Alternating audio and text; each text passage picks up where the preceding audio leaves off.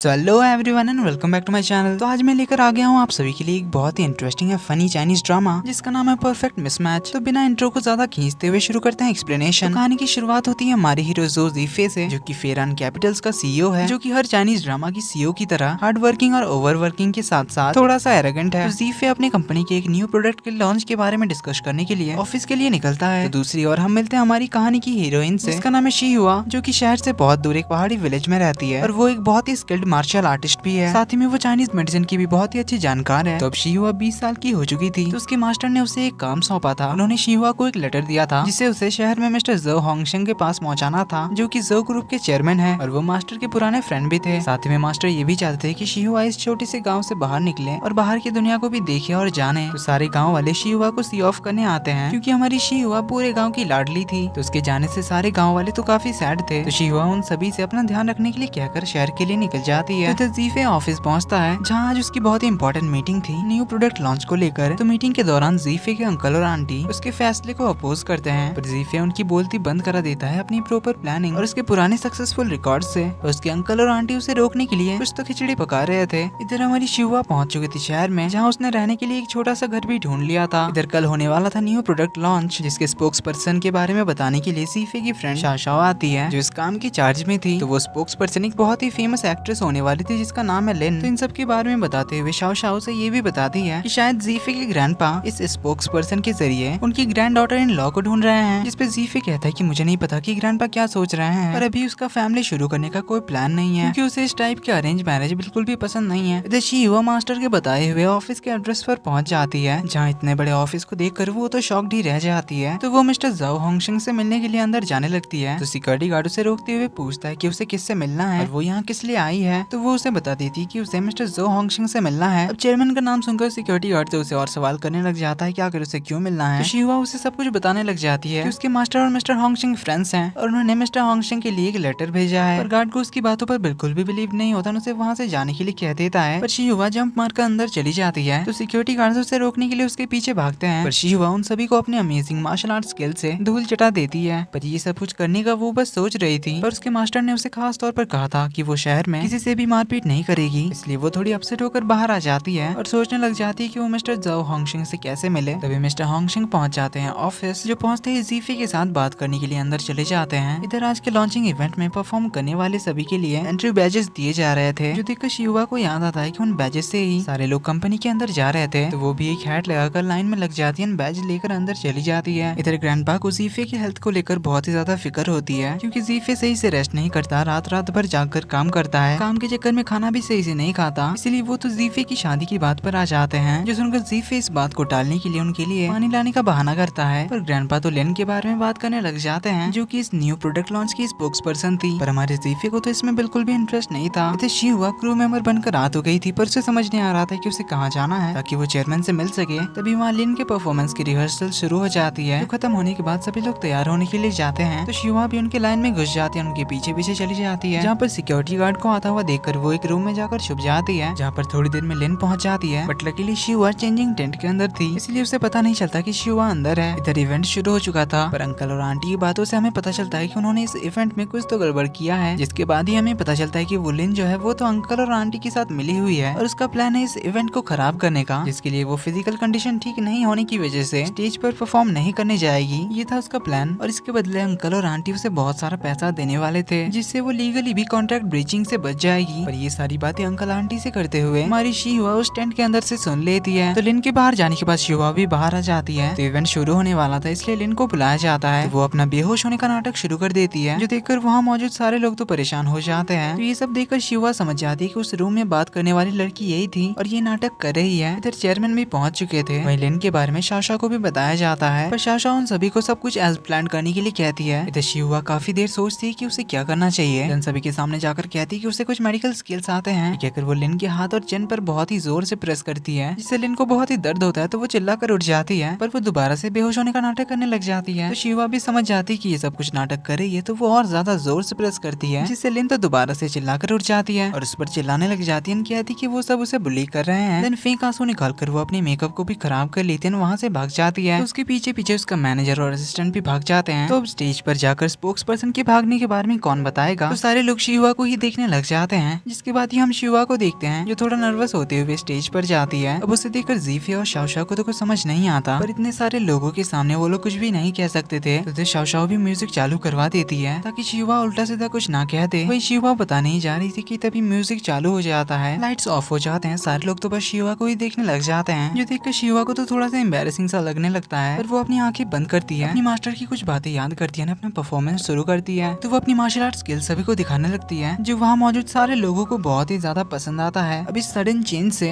जीफे थोड़ा सरप्राइज तो था, पर क्योंकि परफॉर्मेंस सक्सेसफुल था इसलिए वो भी खुश था। ग्रैंडपा को तो शिवा की परफॉर्मेंस कुछ ज्यादा ही पसंद आ गई थी। देन जीफे स्टेज पर जाकर अपने स्पोक्स पर्सन से सभी को इंट्रोड्यूस कराता है एज लिन, और उसका इस कंपनी में वेलकम भी करता है। इस पे शिवा उसे धीरे से कहती कि उसका नाम लिन नहीं है। देन अगले सीन में हमें शिवा को जीफे के केबिन में दिखाया जाता है, जहाँ जीफे पहले तो उस लिन को कॉन्ट्रैक्ट ब्रीच करने के लिए कंपनसेशन पे करने के लिए रेडी रहने के लिए कहता है। देन शिवा से उसके बारे में पूछता है और वो यहाँ कैसे आई इन सब के बारे में पूछता है, तो शिवा उसे बताती कि वो यहाँ किसी को ढूंढने के लिए आई है, पर वो अभी तक उसे नहीं मिला है। जो भी जीफे उसे थैंक यू कहता है इस इवेंट को सक्सेसफुल बनाने के लिए। वह उसे कुछ टाइम के लिए उसके कंपनी में ही काम करने के लिए कहता है, जब तक वो लोग इस इवेंट को लेकर सब कुछ क्लैरिफाई ना कर ले। तो इसके लिए वो उसे शाओशाओ के साथ बात करने के लिए कहता है। वहीं शाओशाओ से जिसे शिवा ढूंढने के लिए आई थी उसे ढूंढने में मदद करने के लिए कहता है, तो शाओशाओ से पूछती कि वो यहाँ किसे ढूंढने आई है, तो शिवा उसे बता देती कि वो यहाँ ज़ो होंगशिंग को ढूंढने आई है, जो सुनकर जीफे रुक जाता है। सीन कट होता है और हम देखते हैं जीफे शिवा को अपने ग्रैंडपा से मिलाने के लिए लाता है, जहाँ हम जीफे के छोटे भाई जिरान से भी मिलते हैं, जो कि अपनी क्लासेस बंक करके घर लौट आया था ग्रैंडपा के साथ गो खेलने के लिए। जीफे और शिवा बैठकर इंतजार कर रहे थे ग्रैंडपा का, जहाँ पर शिवा तो अपनी बातों से जीफे को पका ही देती है। उसकी बकबक सुनकर तो जीफे इरिटेट ही हो जाता है। जिरान ग्रैंडपा को लेकर आता है, तो शिवा उन्हें अपना इंट्रो देती है कि वो अपने मास्टर का एक लेटर उनके लिए लाई है। तो ग्रैंडपा उससे मास्टर का नाम पूछते हैं, इस पे शिवा उसे बताती है कि उनका नाम है शी चिंगचुआन, जिनका नाम सुनकर ग्रैंडपा तो शॉक्ड रह जाते हैं। देन ग्रैंडपा उस लेटर को पढ़ते हैं, उन सभी को बताते हैं कि बहुत साल पहले मास्टर चिंगचुआन ने उनकी जान बचाई थी, जब वो एक बार बहुत ही बड़ी पहाड़ी पर माउंटेनिंग करने गए थे, जहाँ उनकी जान खतरे में पड़ गई थी, पर मास्टर चिंगचुआन ने अपनी जान की फिक्र किए बिना ग्रैंडपा की जान बचाई, जिसके बाद से वो दोनों दोस्त बन गए। और फिर ग्रैंडपा उनसे मिलने के लिए हर साल बहुत सारे गिफ्ट्स लेकर जाते थे, पर मास्टर चिंगचुआन ने कभी उनके गिफ्ट्स को एक्सेप्ट नहीं किया, कहा कि उस वक्त उन्हें वही सही लगा, इसलिए उन्होंने उनकी जान बचाई। पर ग्रैंडपा हमेशा से उन्हें अपनी जान बचाने के लिए रीपे करना चाहते थे, पर मास्टर चिंगचुआन तब तक वहाँ से जा चुके थे, जिसके बारे में किसी को भी नहीं पता था। इसीलिए ग्रैंडपा के दिल में हमेशा से रिग्रेट था कि उन्होंने मास्टर चिंगचुआन को उनकी जान बचाने के लिए प्रॉपर्ली रीपे नहीं किया। तो ग्रैंडपा बताते हैं कि उस लेटर में मास्टर ने लिखा था कि उन्हें सबसे ज्यादा फिक्र है शिवा की, क्योंकि मास्टर के अलावा उसका और कोई नहीं है। इसलिए मास्टर ने ग्रैंडपा से शिवा की हेल्प करने की रिक्वेस्ट की है। तो वो कहते हैं कि आज से शिवा उनकी अडॉप्टेड डॉटर हुई, जो सुनकर जीफे और जिरान तो चिल्ला उठते हैं कि नहीं। वही शिवा भी शॉक्ड थी। तो ग्रैंडपा उन दोनों से इसका रीजन पूछते हैं, तो वो दोनों कहते हैं कि शिवा तो हमारी ही एज की है, अगर आपने उसे अडॉप्ट किया तब हमें तो उसे आंटी बुलाना पड़ेगा, जिससे हमें कोई प्रॉब्लम तो नहीं है, पर शायद शिवा भी ये नहीं चाहती होगी कि हम दोनों उसे आंटी बुलाए। तो ग्रैंडपा कहते हैं कि ठीक है, फिर पहले शिवा को इस शहर में सेटल करते हैं, जिसके लिए वो तो शिवा के लिए घर खरीदने की बात करते हैं, जो सुनकर शिवा तो शॉक्ड होती है। कि तभी ग्रैंडपा कहते हैं कि नहीं, तुम्हें तो शायद शांत माहौल पसंद होगा, इसलिए एक बड़ा सा विला कैसा रहेगा, जो सुनकर शिवा तो फिर से शॉक्ड हो जाती है। तो जीफे कहता है कि ग्रैंडपा जरा आराम से उससे तो पूछ लीजिए उसे क्या चाहिए। तो ग्रैंडपा उससे पूछते हैं कि उसे क्या चाहिए। इस पे शिवा कहती है कि उसे एक छोटी मोटी जॉब चाहिए, जिससे वो अपना गुजारा कर सके। वो बचपन से गाँव में रही है, पर गाँव की लाइफ और शहर की लाइफ में बहुत ही फर्क है। उसे कोई बड़ा घर नहीं चाहिए, उसने अपने रहने का इंतजाम कर लिया है। तो इसी तरह वो धीरे धीरे इस शहर को भी अडेप्ट कर लेगी और अपनी मेहनत से काम करके आगे बढ़ेगी। तो इसी के साथ पार्ट 1 और 2 का एंड यहीं पर होता है। तो ये कहानी आगे बहुत ही फनी और इंटरेस्टिंग होने वाली है, इसीलिए वीडियो पसंद आई तो वीडियो को लाइक कर देना, और चैनल पे पहली बार आए हो तो do subscribe and hit the bell icon, ताकि इस ड्रामे के आगे के एपिसोड्स आपसे मिस ना हो। और कमेंट करके जरूर बताना कि आपको ये ड्रामा कैसी लग रही है, आगे के एपिसोड्स आपको चाहिए या नहीं। तो मिलते हैं अगले वीडियो में, तब तक के लिए take care and bye bye.